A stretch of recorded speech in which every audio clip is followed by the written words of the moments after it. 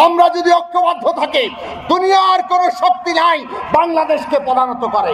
আমাদের তরুণরা সেটা দেখিয়ে দিয়ে গেছে। ফ্যাসিবাদ কিন্তু এখনো পর্যন্ত যায়নি। ফ্যাসিবাদ তার ব্যবস্থা নিয়ে হাজির আছে। আগামী দিনের বাংলাদেশ হবে একটা নতুন রাজনৈতিক বন্দোবস্তের উপর দাঁড়িয়ে। একটা দলের ফ্যাসিবাদ সেটা অপসারিত হয়ে আর কোনো ফ্যাসিবাদ যাতে কায়েম না হয়।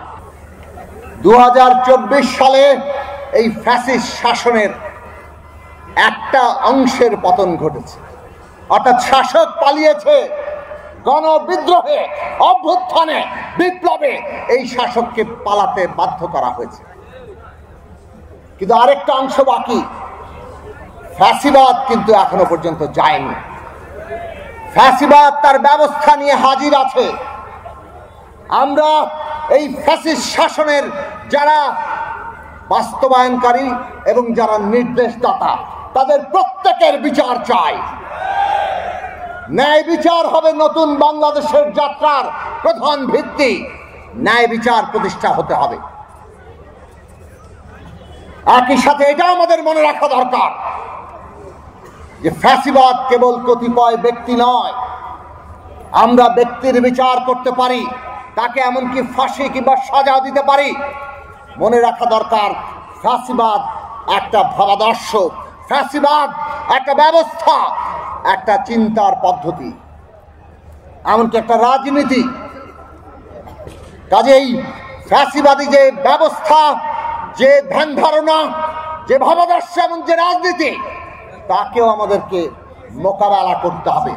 তার বিপরীতে গণতান্ত্রিক জায়গা দাঁড়াতে হবে।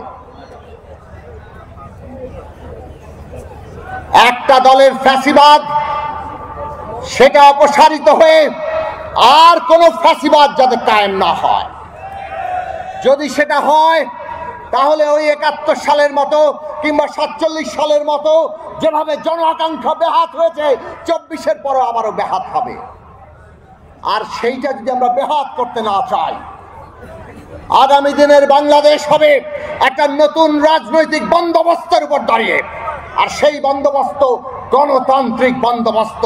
এইটাই আমাদের 24-এর গণ অভ্যুত্থানের, 71 সালের বাংলাদেশের, 47-এর পূর্ব পাকিস্তানের মানুষের আকাঙ্ক্ষা। ইতিহাস প্রজন্ম থেকে প্রজন্মে বয়ে চলেছে। আমরা সেই ইতিহাসকে ধারণ করতে পারবো কিনা, এটাই আগামী দিনের বাংলাদেশের ভবিষ্যৎকে রচনা করবে। আর সেই ভবিষ্যৎ যদি রচনা করতে চাই, আজকে বাংলাদেশের 3টি বিষয় খুব গুরুত্বপূর্ণ। এক, এই দেশের সার্বভৌমত্বের প্রশ্নে বাংলাদেশের সকল মানুষের ঐক্য তৈরি করতে হবে। ভারত যতই আমাদেরকে রক্তচক্ষু দেখাক কিংবা ওই পতিত ফ্যাসিস্ট শেখ হাসিনার পক্ষ অবলম্বন করে বাংলাদেশে তাদের নানা ধরনের ষড়যন্ত্রকে সহায়তা করুক, আমরা যদি ঐক্যবদ্ধ থাকি, দুনিয়ার কোনো শক্তি নাই বাংলাদেশকে পরানত করে। আমাদের তরুণরা সেটা দেখিয়ে দিয়ে গেছে। কাজেই ফ্যাসিবাদ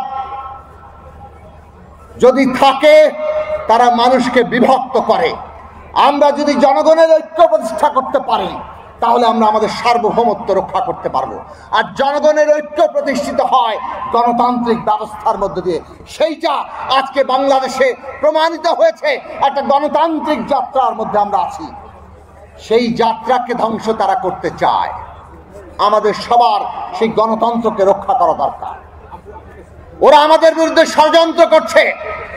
এই দেশে মুসলমান, হিন্দু, বৌদ্ধ, খ্রিস্টান, বাঙালি, চাকমা, মারমা, সকল অন্য জাতির মানুষ, নারী, পুরুষ কিংবা অন্য লিঙ্গীয় পরিচয়, তারা নানাভাবে এমন একটা পরিস্থিতি তৈরির চেষ্টা করছে যাতে বাংলাদেশ, এইখানে কোনো সংখ্যালঘু ধর্মীয় কিংবা জাতির মানুষ নিরাপদ নয়, এইখানে নারীরা নিরাপদ নয়, এইটা তারা প্রমাণ করতে।